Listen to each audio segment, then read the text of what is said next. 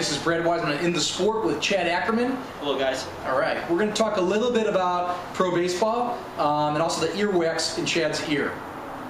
Thank you. Hopefully I can, you'll actually hear me, because sometimes there's so much wax in my ears I can't even hear myself. Not funny. So anyways, as we go into October, we're hitting that catalyst that excites people that are baseball fans. It might even excite people that aren't baseball fans, because we're getting into that playoff part of the season, which is exciting. Admittedly, I'm not a big baseball guy. I love watching the pitches come in, but I don't know a lot about players and statistics. Let's talk about the love of the game and why this game is meaningful, and maybe why it hasn't been meaningful. So Chad, please enlighten us with your pea-sized brain. Well, thank you, and I'll try to expand that pea-sized brain to maybe the size of a sliced cob, corn on the cob or something. Now, one of the kernels. One of the kernels.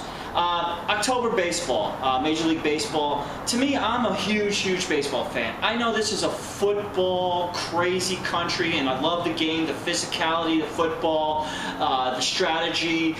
George Carlin talked about it in the past. It's like a game of war. You throw long bombs to score touchdowns, to do stuff, and it's a fantastic game. I'm not here to pick on football or anything, but to me, the ultimate sport in America is America's pastime, which is baseball. And when October rolls around, postseason baseball just explodes.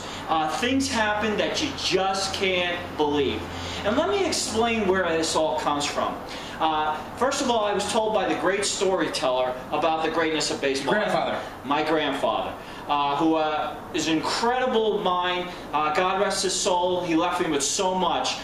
This is a man that watched Babe Ruth trot around bases on home runs in person. Okay, so you can understand where his knowledge and where he came from.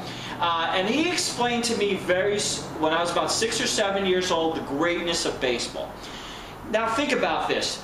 We have major sports in America, and some sports aren't determined by this, but we're talking about the 4 major sports in America. That would be baseball, football, basketball, and hockey. Yahtzee. And Yahtzee.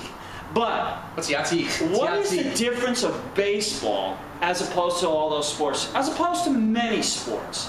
And I know it's going to probably drive some people crazy, but baseball is the only untimed sport. You are not held captive by a clock, okay? Yes, a Yankee-Red Sox game in the middle of April may take 4.5 hours. Wait a second.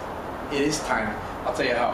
When you're right on the cusp of barfing from having too many hot dogs and beer, there's a time limit to how long you can hold it in before it backs up. Well, I hope you make it to the bathroom and not in front of the little 7-year-old kid in front of you. Once I missed. I cleared out a whole... I was in center field. This is a true story that we're going to talk about. I know, this is funny. I was at a baseball game with a guy named Jason Capital. He had like 5 beers in the bleachers at Wrigley Field, and he started heaving all over the place. And someone saw it on national TV where the entire center field group of people just parted ways as barf was going all over the place. Well, just to get off the subject real quick, it doesn't seem to be such big a problem now. As you know, Justin Bieber was just out here throwing up on stage out here in Phoenix, and I just heard Lady Gaga was also throwing up in one of her we could do a whole segment on barf. On her performances, and I heard amazingly in the videos on YouTube, she doesn't even stop dancing in the choreography, so she's singing and she just keeps going, but good for her. But anyway, baseball is an untimed sport.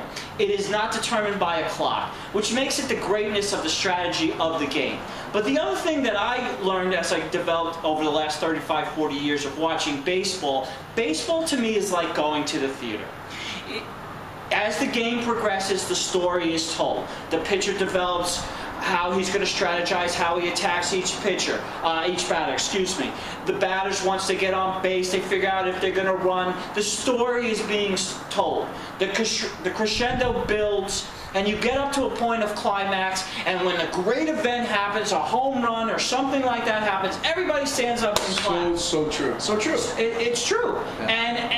And in October... Wait, I want to jump in here a little bit.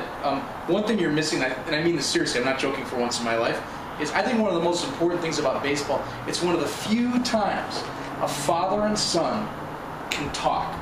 Because baseball's a relatively slow-moving game, but you're almost forced to have a conversation about something that connects you. And more often than not, that conversation in the game isn't even about baseball. It's about how you did at school that day, or things going on in your life. So I've always felt that baseball is this almost like therapy for father and son, because they're forced to talk in this quiet environment that's very moving relatively slowly over a 9-inning run in a game. You agree? I wholeheartedly agree, and you see that a lot during the game when you listen to the announcers. A lot of people say, I can't watch baseball on TV, it's so boring.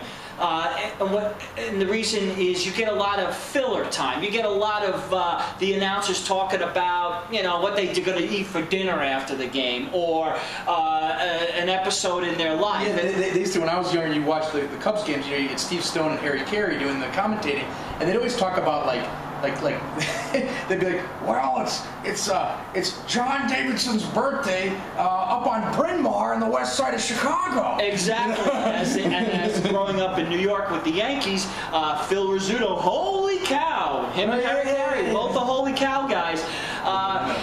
Phil would call the game, and Johnson pops up to first saying, happy birthday to Cora Figliano. She's a 19 today. So I understand that the game crescendos. October baseball is made for heroes. We saw it again last night. Two teams staving off elimination with just dramatic stuff, great moments. I hope you enjoy your football, but give October baseball a chance once in a while, because you will get into sports. So in the day, at the end of this, as I say in the sport, I said in the day. Well, it is the day, but I meant in the sport, is baseball fields, even including especially in Phoenix, should be packed. They should be packed solid.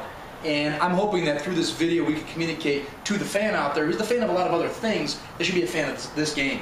It's more than a national sport. It's a lifetime experience to be at a game that many people cement in their brain. I know some of my favorite moments were being with my dad at a baseball game. We didn't go to that many, but they're meaningful. And so this is Brad Weisman from In the Sport with Chad Ackerman. Even though we goof around, I think there's a strong message to this, that there's a connection to what baseball means to this country and what it means for a father and son who grew up in the same home for many, many years. And don't eliminate the ladies as well, because mom and daughters can go to the games and have that same connection as well. As you see, there's a lot of female fans at these games as well. Thank you for your time. Thank you for watching In the Sport. Let's do two things, really.